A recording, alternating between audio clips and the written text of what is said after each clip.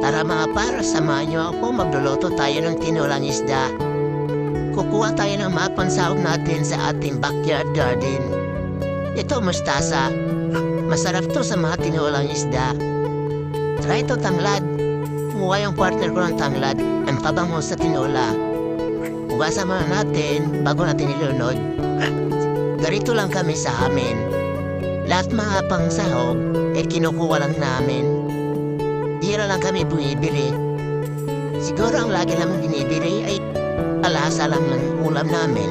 Ganito talaga, no? Pag mahilig ka magtanim, di ka na bumibili.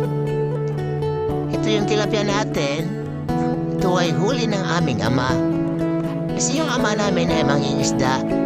Kaya paminsan-minsan ay nakakalibre na kami ng pang-ulam namin. At habang pinapakuluan natin yung isda, ay tatap-tapin mo natin itong gulay natin. Kapag pala kayo ay nagsahog ng gulay, dapat kainin nyo agad pagkatapos nyong nilagay para di naman malata. Masarap kasi yung gulay at kapag hapkog lang. Tagalog lang itong pagkaluto ng tinula natin. Wala nang ibang mga sahog-sahog pa. Simple lang kasi sa probinsya eh. At dahil luto na, kayo ay magsasandok na sa pinggan. At tara, kumain na tayo.